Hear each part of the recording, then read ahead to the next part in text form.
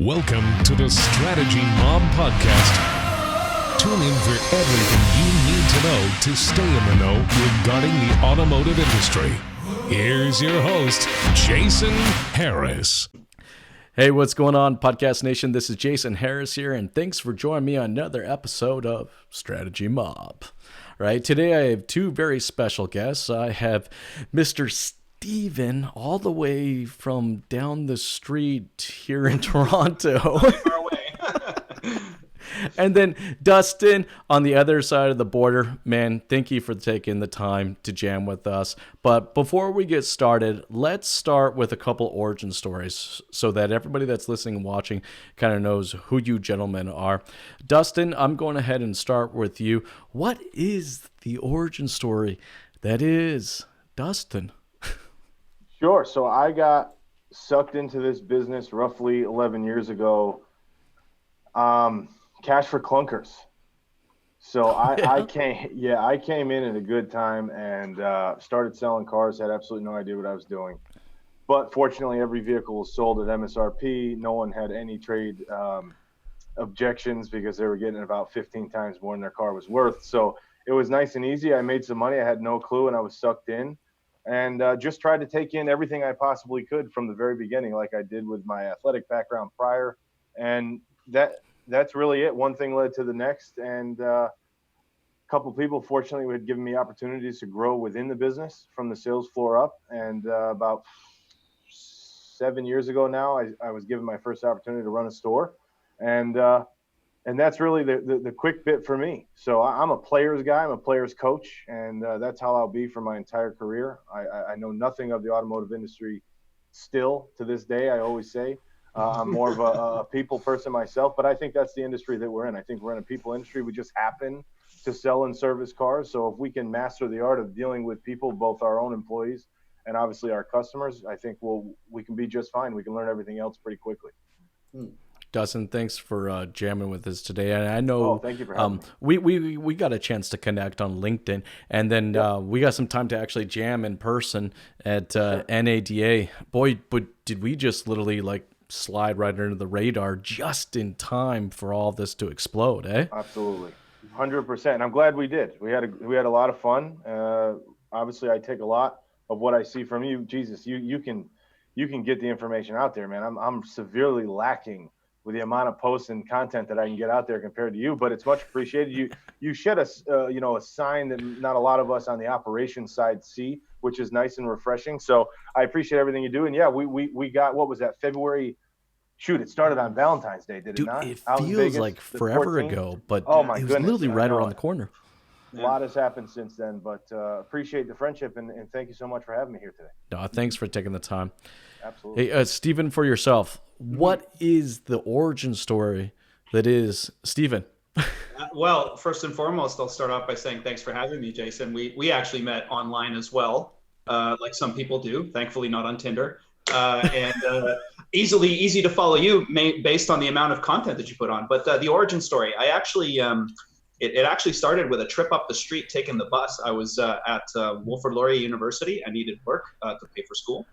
Saw a BMW store. Came from a city that never had a BMW store, and I loved BMW. So I dropped off a resume. That turned into a chat. That turned into a job after. Actually, I got out of university because the guy who had my interview said, you should sell cars. So in 2000, I started selling cars at a dealership that no longer exists called BK Motors. It's now Grand River BMW. And the reason for that being an important part of the story is, believe it or not, around 2002, it's when my general manager, same guy who hired me, said, hey, do you want to try a software system Carrie and I are working on? His name is AJ Mueller, and his wife, Carrie, started a system called DLS Accelerator. Yeah, you might have heard the name handed around a couple times. DLS Accelerator began, and I was one of the first users, or the first user of it at Mini Waterloo. I was a guinea pig. I immediately loved the software. Anything was better than, like a notepad for keeping track of, customers and what you're doing. And then in 2005, I started working for the company. And in 2011, I started working on my own. And ever since, believe it or not, before you could say there was a cloud, I used to do sales on 180 with PowerPoint because clients did not even have an internet connection. And it's been a long time in one system. And right now in the last 9 or 10 years, I've mostly been working with clients, coaching sales staff and getting process. Process is definitely the thing that I talk to mostly about talk with my clients about the most, and all of that's kind of embedded through the lens of 180. So that's kind of like where I'm at today, sitting with you. Well, I'm glad you were able to take the time to jam with us. All right, guys, let's get straight into this topic. These are interesting times. I mean, needless to say, right? I mean, I keep kind of referring back to the recession. And I understand, Dustin, you kind of came on, Cash for Clunkers would have been kind of dragging ourselves out of the recession. And I remember that time frame, man. I made some stupid money during the Cash for Clunkers campaign. I mean, I tried to tell dealers up here in Canada what it was like. I mean, literally, when you showed up to our GM dealership, it was like going to the butcher's. When you got to take a number? Yeah. You get the little dispenser. Like, that's what it was. You would show up, take a number, and then wait to talk to a salesperson. But that's actually a good point to bring up. Is what the recession created is what we're going to see right now. It was this built up demand for vehicles, and then all of a sudden the Cash for Clunkers campaign kicked in, and it was like, I mean, the dam broke. And I mean, I remember that first month making almost a little over $30,000 in commissions in just that first month of the Cash for Clunkers program. And I remember because I was actually living in a trailer out back of the dealership. I literally lived at the dealership for an entire month.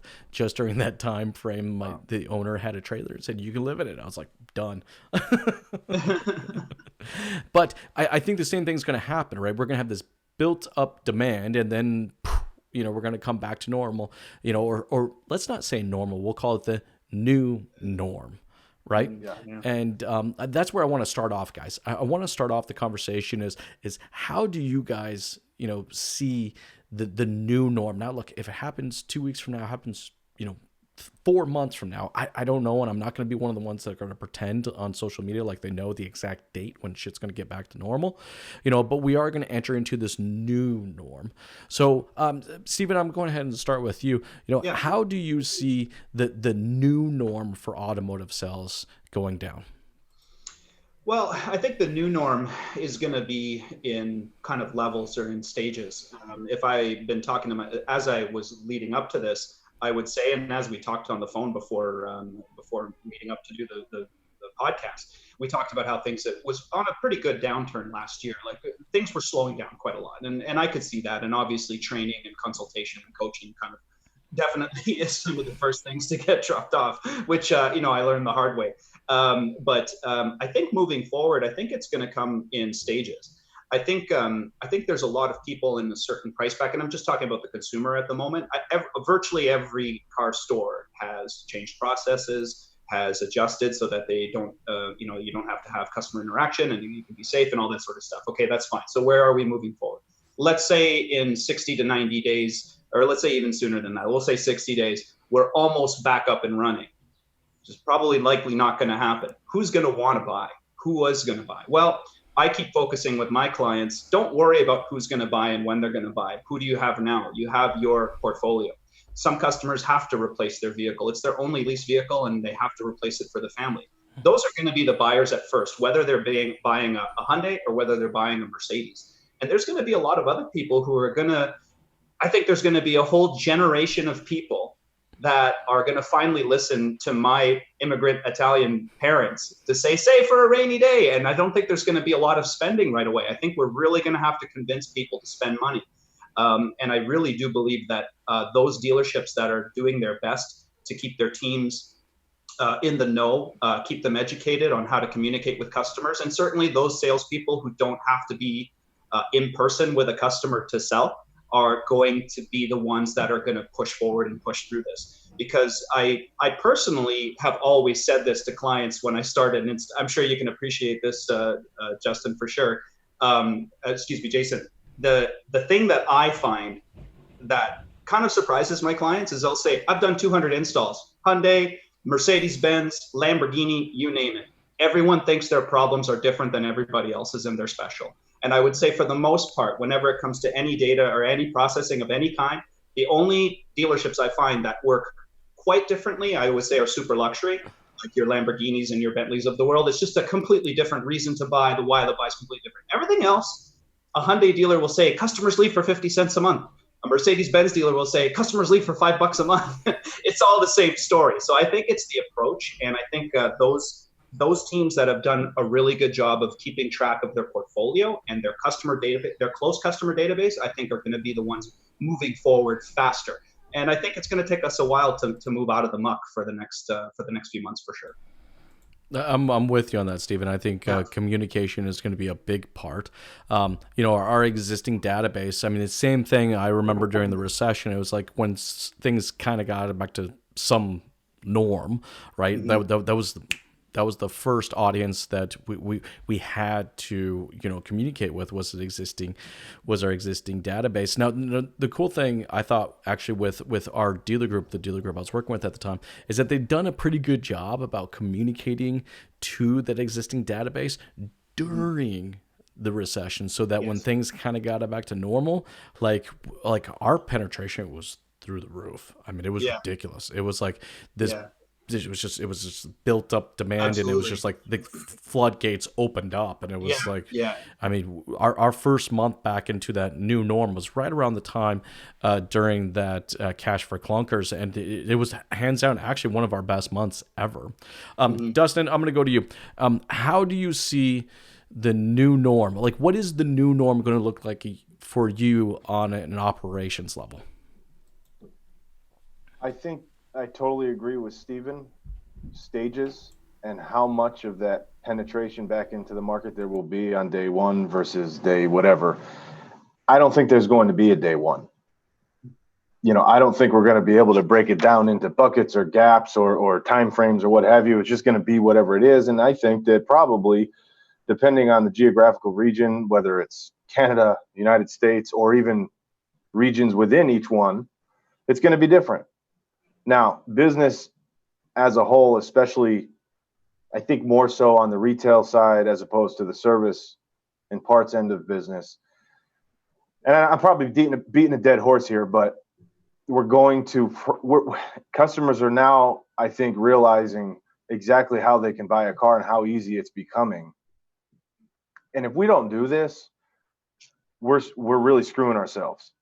So what we've noticed here in the probably 7 or 8 operational days that we've had to remotely and electronically sell cars, and the only person that's coming into the showroom is someone that is literally signing 3 pieces of paper to consummate a contract, and that's it. We're not delivering cars, we're not test driving cars, we're not getting in them. And I'm not even kidding you, the government has come out and stated, if you allow someone to walk into your showroom to answer or ask one single question, can I have a brochure? If we find out about it, you're getting fined. So literally, we have had to tell people that have come in or tried to walk from service into the showroom, you have to stop. You have to walk back and you have to call us. These deals are becoming easier. I'm being dead serious with you. Like I said, this month we've already delivered 12 cars. And we're not a large store, so the decrease in volume that we've seen so far is not as much as I was anticipating. The deliveries are taking 20 minutes. We set up a table and a couple of chairs with an iPad, sanitation wipes, a drill, and gloves outside under our delivery area that's an overhang extension from the building. And we're delivering cars out there. Yep. I walked out of my office when I knew a delivery was here. They were gone. I said to the salesman, this is today. I said to the sales, he was giving me a recap. I said to the sales manager, I said, where's the customer? He said, oh, they're gone. They're home. I'm like, what? They just got here. Hey, this is what we're going to. I think the customers are going to realize that this is so much easier. And as much as I don't appreciate the Carvanas of the world and how much market share they're taking from all of us, that's where we're going. And if we're not ready for it, and if we're not up to snuff, we're going to go backwards. And when you go backwards, you're harming a lot of people, including the people that give you their time and they work for you and they give you all of their energy and their efforts. And if we're not taking care of them and giving them an outlet to make a really healthy living, we're going to go out of business. but it's really swinging us. We have a sales manager, our internet agent. We have one BDC in our store. She's back to work, and my sales manager's here.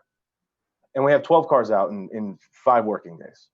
We're a 115 car store, 4 or 5 a day. So we're not ridiculously off pace from what we would be anyway. The only thing I can see here, Jason and Steven, and I don't want to make my answer too long-winded, but the one thing that I think that we're really going to have to focus on, at least for us, who is not one that has put out the opportunity for an online car buying experience, which I don't agree with. I don't think it's going to be 100% that. We're still going to have and want some human interaction, but I think we're going to have to fine-tune our F&I process. Because what we've noticed is our front-end profits so far on those 12 deals have not been affected whatsoever. Well, I mean, look, the bottom line, Dustin, is you're having to do a lot with a little. You know, like I hate to say it, but a lot of dealerships out there have been able to operate for many years with, multiple people having to touch the customer. Boy, that sounds odds. But no, seriously though, right? Like, no, it's very true. Absolutely. You have the BDC, that they handle the lead and kind of prep it up and, tee it up for the salesperson. Then you got the salesperson that gets involved, right? Then the salesperson has to go get a manager involved, so there's another touch point, right? And then the manager kind of assists with the sale and they come to some agreement. And then after the sale, we stick them in this stupid ass thing called a box. Yes. That could literally be a whole nother podcast in itself. Like, why the 100%. hell? Like, don't even get me started on the box. So now I'm on another fourth person. I have 4 touch points just to purchase a product. And then after that, I have the continued service. So I have another multiple set of touch points after that. Mm-hmm. I mean, I think as an industry, we have to sit back and ask ourselves, like, is this necessary? Yeah. Like, do I need this many freaking people to get a deal done? Steven, let's start with you. What's your thoughts on that?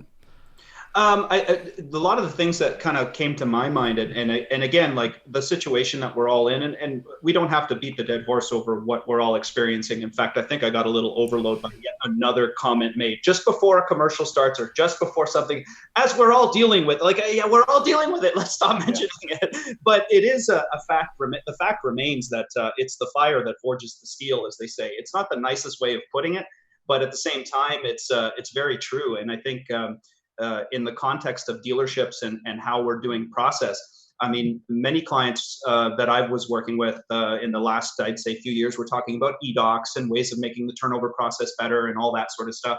That's all like really, really great. I think the buyers are not going to be stopped. I'm glad you mentioned the thing about coming to service and having customers come in for their delivery, Dustin, because one of the things I just finished recording before I got onto this podcast was a message to my clients. And because I know people don't like to read emails anymore, I start basically writing emails and I add a video in case you want to watch the video. And one of the things that I've been reminding my clients of and have been working with some of my clients on is just changing the dialogue with customers. A lot of systems only allow you to just, broadcast email everybody, but why not scrape out the people whose leases are coming due in the next 60 to 90 days and just remind them of your changed process, remind them that they can pick up a vehicle. That's not a problem. We'll do it very safe and sound. Some of my clients that are, we'll say, of lower volume, like the Porsches and the Mercedes-Benzes of the world, they'll come to you. You don't even have to leave your door. I think the only person in this whole scenario when it comes to the type of customer walking through the door is exactly that customer. That's the only customer that we're losing out on. I think it's the customer who wants to shop. Shopping online started happening when I started selling cars in 2000. We are 20 years later. Me too. And not a lot of people. This is not new. It's nothing new. It's nothing new. But much like to your point before we got started, and which was, who watches your podcast? Salespeople seem to be a little bit more exempt from it. But it's tough to tell a salesperson what to do and how to do it and all that sort of stuff. So now, luckily, I guess you could say, for a lot of managers out there, and people in the car business, the world's telling them now that they have to change, and that's something that a lot of salespeople, as I've learned with process and certainly training people on that, the one thing I've learned in the last few years is that social media, particularly smartphones. I used to walk into dealerships in the 05, 6, 7, 8, right? When people had a phone, but it was probably a BlackBerry. and it was only an email, and they'd actually look like they would actually probably put it away before you started a meeting. Nowadays, I can't get 5 minutes into discussion before someone answers their phone and it carries on. And Well, I think you know what? That's actually a really good point, Stephen. Like, I apologize for interrupting, but I just wanted to like really kind of like hone in on that. Yeah. Is and Dustin, I imagine you probably see the same thing, right? Like someone's in your dealership, all right, salesperson's trying to have a conversation with them. They maybe have to excuse themselves to go talk to a manager or find a key or some crap like that. And then what does that person do? They jump on the device and they're on it, right? Like right now, you know, to your point, Dustin, like everyone's hyper targeted, or let's a next level of attention, right? They're totally in tune with every single word that you say, which means that the words that we say mean a really big deal. Dustin, I'm with you, man. I literally think that the new norm, the process is going to be half the amount of time. I'm going to deal with half the amount of people. All right. I'm not going to deal with 4 or 5 people to make a freaking purchase. I might deal with 1 or 2 or maybe only 1. Love the one you're with. Love the one you're with. That's what everyone's going to learn, is to deal with the customers that are in front of you and deal with them wholeheartedly. Too many salespeople run through, okay, Jason gave me the checklist, I'm going to follow the checklist. So Dustin, oh, so you're not really going to buy today. Okay, that's fine. Next. And there's a lot of teams, and being in the GTA, we got some seriously great traffic on some of our streets. And some stores, I'll go from one store just a block down the way, not nearly the same amount of volume, completely different attitude on the sales floor.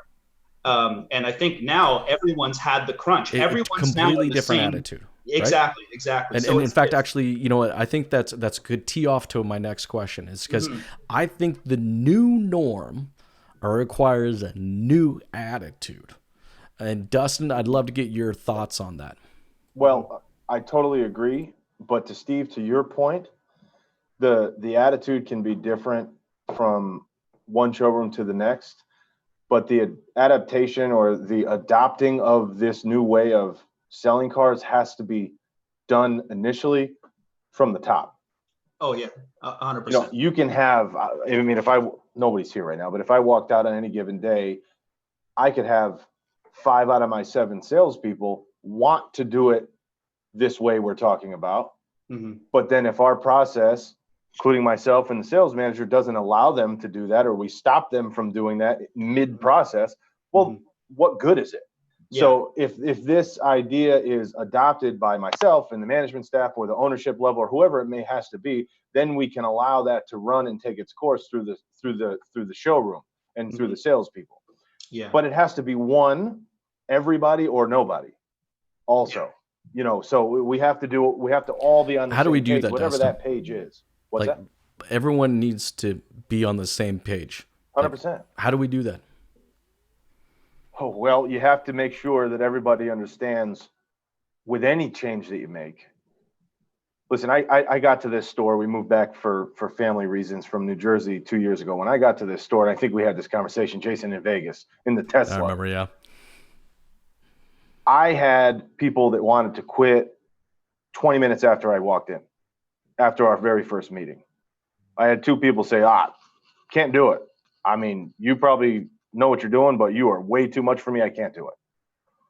We had to calm them down. We had to explain to them what we're trying to do. But more importantly, we had to explain why what we're going to do, why the changes that we're going to make are actually going to benefit them as well. And then when we give them a chance to try to adopt a new process and it works, they'll buy in. If we try to adopt a new process and they're giving us 100% of their attention and really trying to change and it doesn't work, well, then maybe we made the wrong freaking decision anyway. But you don't know until the actual results come out whether they're good or bad. And for the salespeople currently with us and probably most stores across the country and Canada that are not even allowed to be at work, we are now doing things a certain way that we are not falling off volume or profitability, with the exception, like I said, of F&I profit currently. And we'll see, small sample size, so I can't really get into a huge, bucket of numbers. But the efficiency to which we've been able to sell these 12 cars and deliver them in the first 5-6 working days this month is surprising. So we have the proof in the pudding, and when they get back to work, we're going to say, hey, listen, this is what we've been doing with just 3 of us. Yeah. Imagine if we had all 12 of us and how we can prolong, continue to do business. And I think it'd be easier for everybody. So it takes the buy-in from the beginning. It takes a little bit of a nudge, but it takes the why. We need to explain why it's going to benefit them. We don't ever ask anybody to change something if it's not going to benefit them, or who the hell are we to ask someone to change if it won't help them? So the why is the most important. I think the customer is going to force us to change. Oh, Look, 100%. For years, when it comes to buying a vehicle or servicing car, all right, it's a battle between who's steering that process, the dealership or the customer. And it's been a battle. Some dealerships are better at giving the customer more responsibility and steering the process. A lot of dealerships, though, want to hold on to that control. I want to be the gatekeeper of information. I'm not going to give shit up until they give me what I want. So, but I think that the new norm is going to change all of that. Yeah. Right? Like the customer is going to be the one steering almost 100% of what that new sales process or that new service process looks like. Stephen, I want to hear your thoughts on that from a training perspective, because that fundamentally changes the way we approach training. Well, I think to Dustin's point, the why or the why of the buy has changed. I think there's going to be a lot of buying and not shopping. And I think we might have seen, or Dustin might see in the next little while, a lot of those deals close quickly because they need to just move on with life. And I'm a single guy with no kids. I drive a coupe. The next car I buy, it doesn't really matter. I have no one, helping me choose. But I think when it comes to process, the processes that I've witnessed, I can guarantee for an absolute fact, after I must be nearing 200 dealer installs. Yes, only on 180, but that doesn't matter. I've seen a lot of processes, how they are. And I'll have a morning meeting, and let's say it's with Dustin. Dustin will tell me his process. I always talk to a FSM or a business manager, and then I ask them about the process. And then if I'm talking to a top sales rep or perhaps someone who's looking after the wash bay or delivery schedule, I'll ask them.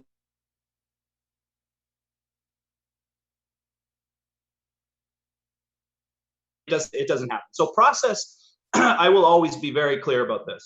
You can have a terrible process, but if you follow it, it works.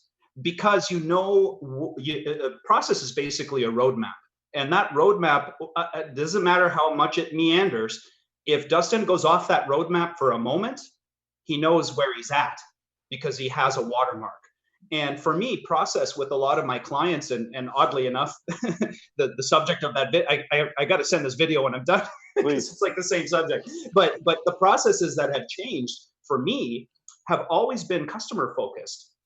And one of the things that I always am training both managers, but mostly salespeople at, is stop talking to customers like they're managers or staff.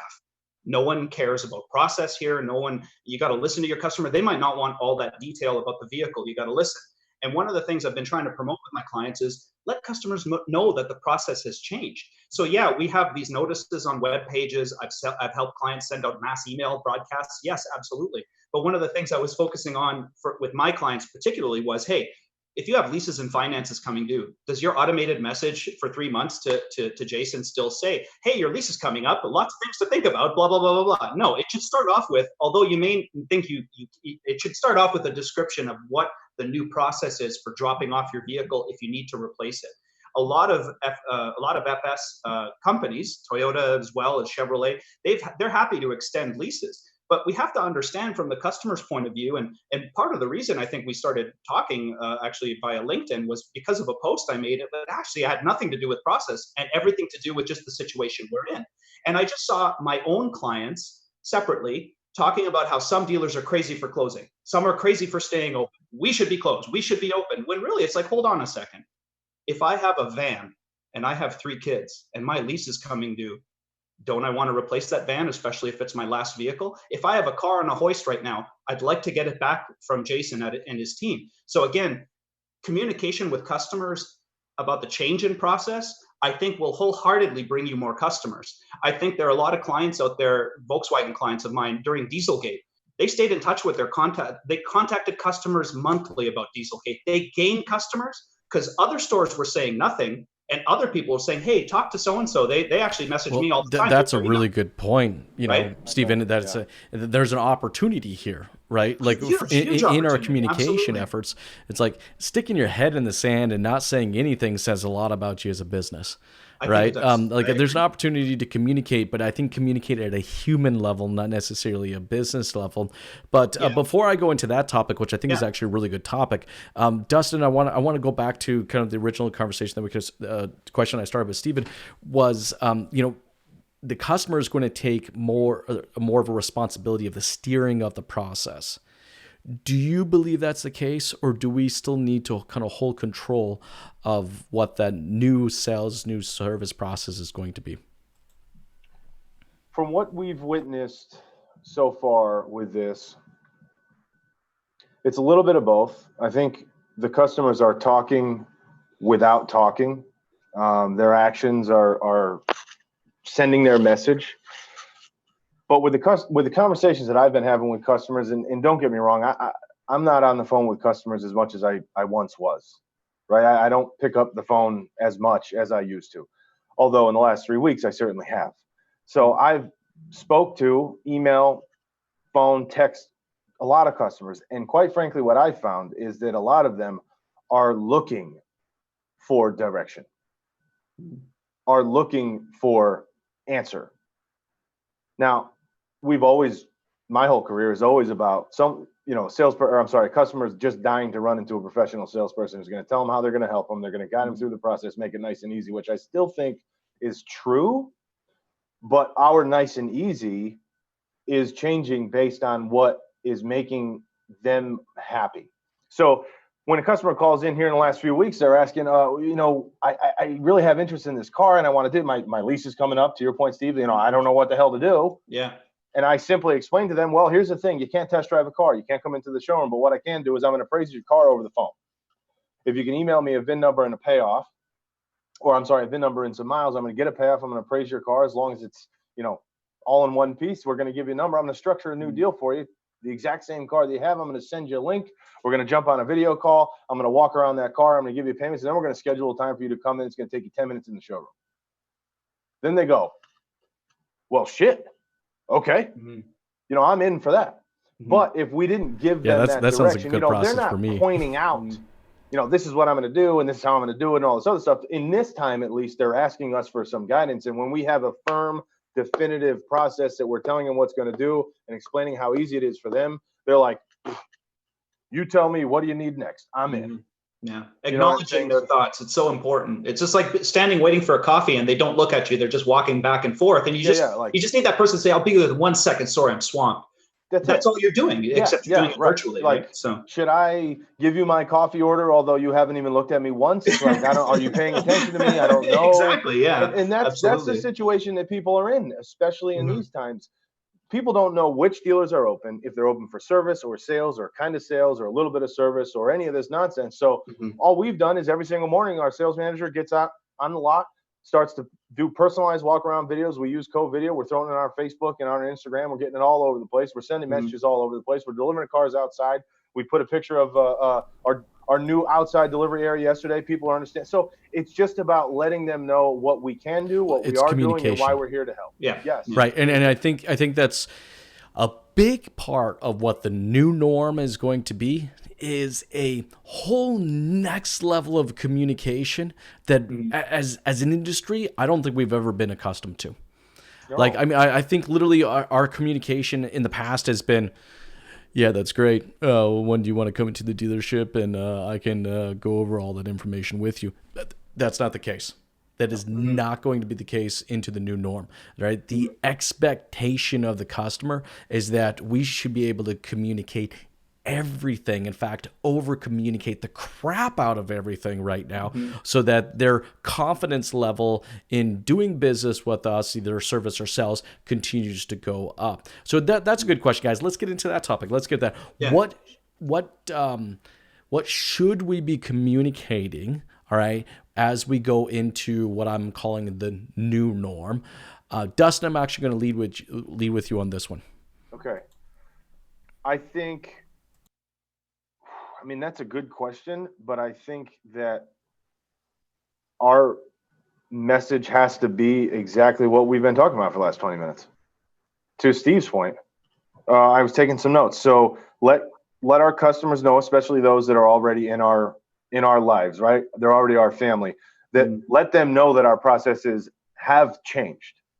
Don't allow them to think that they're walking into a particular process the next time that they reach out to us, and then it's totally different and they're sideswiped by something new. And even though it might be better, they're going to be surprised by it. So let's let them know what's going to happen ahead of time. Give them some direction. Give them a heads up, so to speak.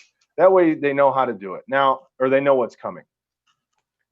The thing is, just like with your play, Jason and Steve, I just sent you a LinkedIn connection before we jumped on. So okay, great. I'll look for that. Forward to connecting with you. So I haven't seen too much of your stuff, but in Jason's case, we can't send out one video or one email or one text to a customer. It just won't be enough. It has to be repetitive, and this is almost more of a branding deal or a marketing deal. Forget about these. We have not put out one single price on a video that we've shown since this all happened. Because I don't think the customer cares about that. No, they don't right give now. a shit. That's not the Jason. priority message. You're absolutely correct. Yeah, you're absolutely correct. They do not care. And quite frankly, people are that I've dealt with, again, I haven't done it for a while, but that I've been dealing with over the phone here, people are almost asking for discounts or more money on trades, like as a form of a question. Like, hey, can I get $10 less a month? If not, it's okay, but I'm just figuring that I'm asking. No, I'm really sorry. We don't. All right, I'll see you at 3:00. Like, they're not negotiating. They're just saying, maybe I should be doing this, but who knows? Following this process and this way to sell cars may lead to, I think you said this earlier, Steve, less negotiation, which would be a great thing. I don't know. Dude, I actually think that's true. Continue to be put out. Right now, moving into the new norm, okay, the customer is going to care more about the process than your cash discount. I'm going to say that one more time because I know the people that are listening or watching right now needs a retake on that. But moving into the new norm, all right, customers will give more shit about your process than the freaking discount you have to offer. And I think who communicates that process the best is the one who's ultimately going to win. Steve, your thoughts? Yeah, I couldn't agree more. Dustin, when you look at some of my one-take videos, they're all based on just days I've had at stores where I'm like, oh, really? Like you don't have a signature in your email? Right. Like, oh, really? Your phone number is an image within that, signature? Why not make it a number so I can tap it and call it? Yeah. I always ask salespeople the same question. If you're complaining that a customer's calling you at odd hours, what did you miss? You missed something. My clients only called me when they wanted to leave a deposit. I only ever split 2 deals in 5 years because my clients knew my hours of work. I change my voicemail every day to say, you've reached Stephen Pigozzo, blah, blah, blah. I'm here today until 5, off tomorrow, returning Friday, whatever. Over communication is so important. And I'm definitely a verbose mofo. So like, I understand, communication. I work as an actor as well. So I've never minded speaking. But the things that we're speaking, the things that we're saying to customers, the way we say it, the way we portray it is so important. And sometimes, much like going way back to our discussion about the floor and what you're trying to do to make changes, people meet Dustin like, screw him, I don't like him, I don't like his beard. It doesn't matter what. If someone... Dustin has one of the best beards in the industry. I couldn't even match that. I mean, look at that thing. God, that's gorgeous. One of the things that I definitely would say to any client anywhere is that over communication is never a bad thing. Something as simple as explaining to a customer before they arrive, you might have difficulty parking, and here's where you go. Well, if we were doing that before, what are we doing now? We should be doing something that's obviously a lot more hands-on without being hands-on. I think some of the simplest things in the world, because someone starts off with that no, I don't like Dustin immediately. Well, what is it? What's your fear? It's always fear. You got 2 choices in life. It's love, it's fear. It's one or the other. It's mostly fear-based in our industry. And a lot of team members, they can't see past, like, let's say, send the customer a video where you have your phone and you're saying, oh, hey, Jason, here's the vehicle. I want blah, blah, blah. They'll see that. And I'm like, but I don't want to be on camera. And I remember this one sales rep, I said to him, I'm like, why don't you just put the phone facing the other way and talk about the car so your face isn't on there? You got their text message. That's all you really need. And he was just like, oh, I didn't think of that. I'm like, yeah, if you don't want to be on camera, that's fine, but show them the vehicle. Everybody has now got a new normal. And however you choose to deal with that new normal, it's completely up to you. But as I've been saying, it's the fire that forges the steel. If you don't want to play along, that's fine. You're just going to learn the hard way that the processes and the stuff that we're trying to put in place, those communications, if you're not having them, why is the customer going to trust you to come in? No doubt. I love your point of telling someone on the phone something so ridiculously simple. Hey, you might have an issue finding a parking spot here today because we are jammed. Yeah. I'm going to set you aside a spot, and as opposed to here, it's just around the corner, and whatever the case. It's being 2 steps ahead and understanding Huge. It's just understanding what's going to happen and addressing it before it even happens. Yeah, and that's only because talk about a customer experience, right? Yeah, no, absolutely. I feel like the new norm, like it's about the little things. That's what's going to make a big difference. Yeah. Steven, I love the fact that you were kind of referencing back to when you were an actor. I mean, read a script. Now that's a fucking process. No, it is a process. It's not like take the customer on a test drive. No, it's like you will enter in stage right. You will go to that spot. You will look that direction. You will have this tonality. You will then turn right. You will then. It is verbatim. Absolutely. It's exactly how it's supposed to be. And I've said to many a salesperson over the years that we're all actors. All the world's a stage. If you think you're going to have a bad day and come on the sales floor and be meh all day long with people, you're not going to sell a thing. So now we definitely have to put on that face, and we do have to move forward. And moving forward is about positive. It's about process. It's about over communicating with customers. And I've told many a person in the past, you know how many people have asked me to give them a call and the message doesn't include a phone number? Do you know how many clients I have who the only number on their signature is the direct line? Have you tried calling your direct line? You know how many of my clients have extension numbers that no longer exist at their dealership? And there's no choice to even use the extension? Why don't you have the direct line? Because for me, if I want my customers communicating with me so I can control my own process with that client, I can control the experience, I need to control it and show the customer the way in the nicest way possible. And that's the difference between a sales rep saying, yeah, around 4 is okay, and another salesperson saying, well, actually, I got a customer coming in before you. Do you mind? We'll make it 4:15, and I'll make sure I have the car ready for you. And maybe even write up a quote before they get there, take it out of a folder, show them what you've got. At least the customer knows that you're thinking about them and you're thinking ahead.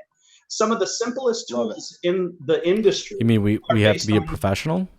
Wait a second. Right? It's crazy. What? It's dirty little secret that to be professional. Take it seriously. Oh my goodness. Yeah. And that type of stuff I find is I think we've given sales a lot of leeway, a lot of rope in this industry, and we too much. We allow sales to be something ethereal, and it's kind of like the actor who comes on and doesn't know their lines, but they're famous, so we're just happy that they're there. And I've had many a team get rid of that salesperson and find that their sales go up, even though their portfolio was so fat. But guess what? That toxicity doesn't help.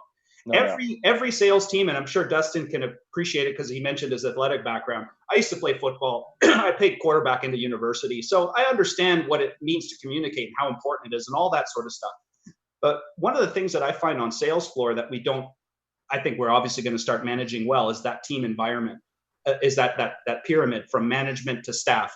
And that coaching, you change a coach on the hockey team or on the football team, everything changes, and there are players going, I can't deal with this guy, I got to go. Yeah. I think it's the same on sales floors. And if we're not communicating with our teams, the new processes that are in place, and I guess in the lens of what I do with my clients, everything changes. That automatic email that goes to customers who got a quote yesterday, I hope it's not the same as it was 3 months ago. It should be different moving forward now. Yeah. I don't know how many customers have changed that in their systems, but that's a perfect point, right? We can't act like business is normal, right? Like it's all these little things. Guys, I know it's getting towards the tail end of our time, and I feel like we got a great rhythm going. We could probably do this for another couple hours. But I unfortunately do. Our time's end. But I want to give you guys both an opportunity to kind of bring in some final thoughts, because I can see the wheels moving in both you guys' heads. You're like, yeah, the dots are connecting. Like, I mean, look, it's the little things we have to pay attention to. I mean, we need to take that, that over communicated, over process, structure like a play has. Right? Literally, it's like boom, boom, boom, boom, boom. This is how it is. And that's what the customer wants. Before we talk about 6 months deferral payments, before we talked about buy one, get one free oil changes, we need to communicate that to them. Yeah. Guys, before I finish, I want to thank you guys for your time because this has been a lot of fun. Now, I'm going ahead, Dustin, I'm going to ask for your final thoughts. And then, Stephen, I'll give you an opportunity to chime in as well.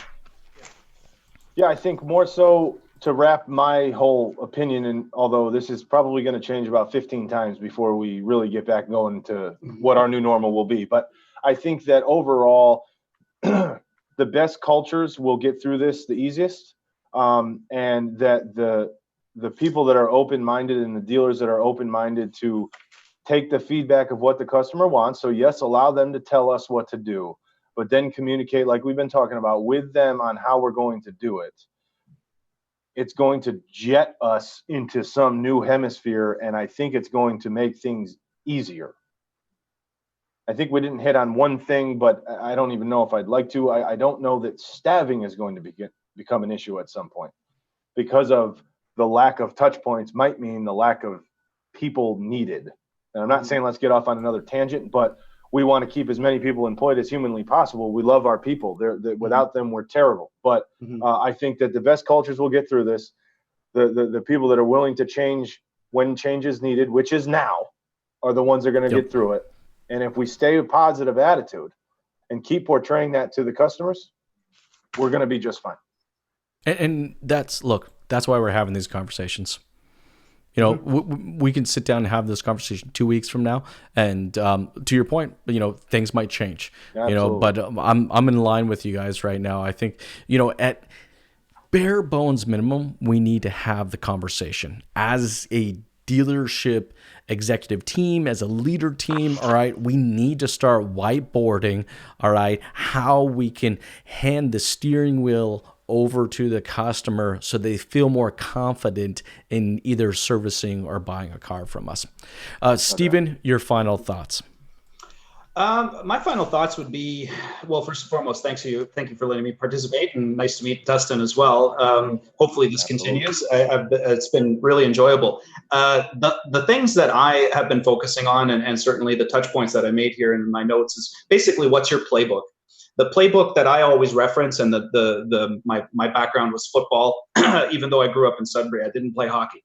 But to me, I always use the reference of get your first downs, because if you worry about the first downs, the touchdowns take care of themselves. So to me, it's process communication and adherence to process. That's really, really, really important. I hear a lot of great processes. Are they adhered to? Not really. So at the moment, I think a lot of clients, Dustin as well, would probably be one of those teams that will probably break down that process. And it sounds like that adherence, the only struggle, I think, that as we move forward, and because I think there won't be a D-Day, like it's going to slowly kind of happen, we can then bring these people into play. And this is the new process, and this is how it's working. If there's one thing I have noticed in the last half decade, is adherence is a problem throughout every dealership I've ever been at in the last half decade. When I started long ago, 05, 06, you came in, you did the session, we went through the process happened. Now it's just like, well, we'll see how Dustin feels about it. We'll see how Jason feels about it. If they want to do it, let's see what happens. I think now more than ever, as we move forward, those teams that have an adherence to process are the ones that are going to thrive. And for those managers out there that are like, I still don't know what the heck you're talking about when it comes to all this communication stuff. If you're in the GTA, you probably have an employee who speaks Mandarin, Chinese, Hindi, Punjab, Urdu, whatever. You ask them how they communicate with their clients. And those top salespeople, they're on WeChat, they're on all kinds of stuff. Maybe talk to them to see what it is that they're doing that makes the process, I guess, a little bit more understandable for those who are really, they're understanding, they're buying everything that we're saying. They just literally don't know how to apply it. And I think that's my only fear. I fear that there are managers out there that are system managers that can help, but there's still a lot of managers out there that are great sales managers that come out, they'll shake a hand, they'll get deals done. But boy, oh boy, if you sit them in front of a computer, they're pretty lost. I feel bad for those folks. Perfect point, We're going to Stephen. have to adapt, you know. We are going to live and die by our processes. It's adapt or die, you know, time. That's just simply what it is. Hey guys, for everybody out there that's watching and listening right now, would love to connect with the two of you gentlemen and kind of follow you along with your path. What's the best way to do so? Dustin, I'll start with you. Yeah, predominantly LinkedIn. I'm on there quite often. Instagram, 2.steps.ahead. And we actually just launched our own podcast this past Friday. Episode 2 is coming out tomorrow. Excellent. Yeah, well, I'm That's going to awesome. put that back up on LinkedIn and Instagram as well. Can you shoot me the link for that, by the way? 100%. Yeah, me too, absolutely. please. Yeah, Yeah, thank no you. doubt. Will do. We're just talking about what we're talking about. You know, so excellent. it's real life. It's the real world. It's not me just saying that I know everything about the business and I haven't been in it for 15 years. You know, I live this every single day. So this is real life. So like Jason with this, you know, you're doing this on a daily basis. You have tons of clients. So same stuff here. But yeah, LinkedIn, Instagram, 2.steps.ahead, and 2 Steps Ahead is the podcast. It'll be out everywhere. It's in about 70% of the platforms now. It'll be everywhere else soon. All right, guys, you heard it. 2 Steps Ahead is the name of the podcast. Correct. Definitely go in and check that out. All right, Stephen, for yourself, what is the best way to connect with you? LinkedIn is definitely the best way to connect with me. I always like to remind people there is a contact info page on LinkedIn, and you can click it, open it. My phone number's there and everything. A lot of people don't know that there's that feature, but definitely can reach out to me there. I'm pretty easy to find. You'll see people will find me on LinkedIn, on Facebook, on Instagram, even on IMDb.